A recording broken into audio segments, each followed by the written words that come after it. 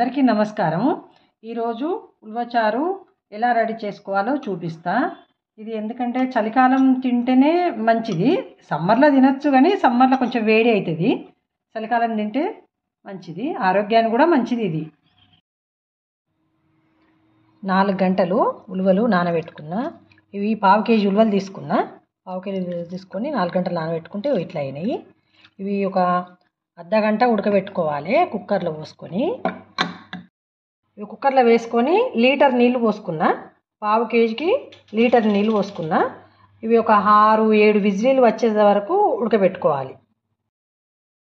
6-7 విజిలీలు వచ్చినాయి. చూడండి ఇట్లా ఉడికిపోయినాయి. ఇట్లా అంటే ఇట్లా మెత్తగా మెత్తగా అయినాయి. చూడండి ఇట్లా ఉడకాలి. ఇప్పుడు నీళ్ళు జాలిలో వడపోసుకొని ఇవి జాలిలో ఇట్లా పోసుకోవాలి. పోసేసుకొని ఇవి కొంచెం తీసుకొని గ్రైండర్ చేసుకోవాలి. ఒక స్పూన్ అన్ని తీసుకొని గ్రైండ్ చేసుకోవాలి జార్లో వేసుకొని.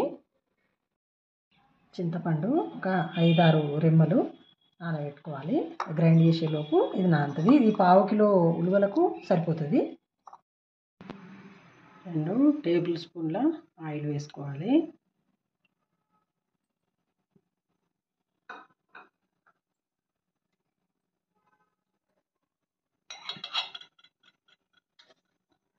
½ టీ స్పూన్ ఆవాలు, ½ టీ స్పూను జీలకర్ర,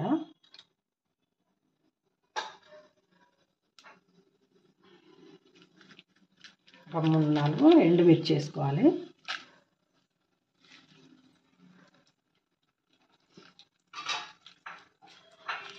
ఇది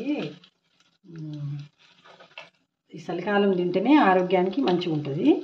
ఎల్లిపాయలు, కరివేపాకు,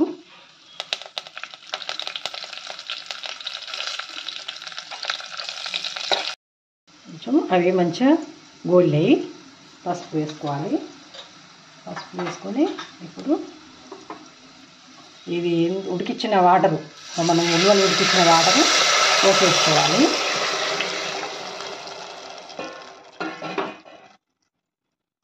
చింతపండు రసము, కొంచెం చింతపండు రసం వేసుకోవాలి. మీకు చూపించిన కదా చింతపండు పిసికి పెట్టుకున్న రసము. ఇది ఉల్వచారు చలికాలం తింటేనే మంచిది. ఇది ఆరోగ్యానికి మంచిది కూడా ఉల్వచారు. ఇది కొంచెం హాఫ్ టీ స్పూను కారపొడి వేసుకోవాలి. కొంచెం సాల్టు, దీనికి సరిపోయేంత సాల్ట్ వేసుకోవాలి. మనం గ్రైండ్ చేసుకున్న పేస్ట్ వేసేసుకొని, గ్రైండ్ చేసుకున్న పేస్ట్ ఉన్నది ఇది వేసుకొని కొంచెం కలుపుతూ ఉండాలి. ఇది మసిలి చిక్కగా కావాలి. అప్పుడు ఉల్వచారు ఒక వారం 10 రోజుల దాకా నిల్వ ఉంటుంది. ఎందుకంటే మనం ఉల్లిగడ్డ పేస్ట్ వేయలేము, అల్లం ఎల్లిగడ్డ పేస్ట్ వేయలేము కాబట్టి ఇది ఉంటుంది. బాగా చిక్కగా కావాలి, బాగా మసలాలి. ఇది ఒక 20 నిమిషాలు అట్లా మసిలితే చిక్కగా అవుతుంది. బెల్లం కూడా వేసేసుకోవాలి. ఇప్పుడే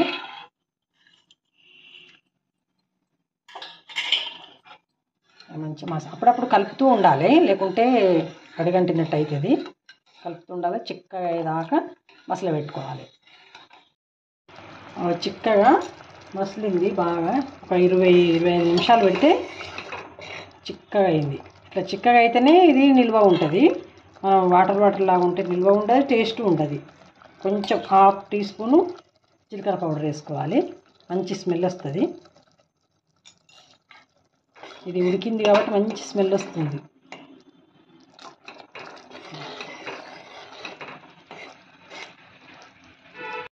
అయిపోయింది. ఇది మంచిగా మసిలి చిక్కగా అయింది. స్టవ్ ఆఫ్ చేసుకోవాలి. ఉల్వచారు రెడీ అయింది. మా వీడియో మీకు నచ్చినట్టయితే షేర్ చేయండి, లైక్ చేయండి.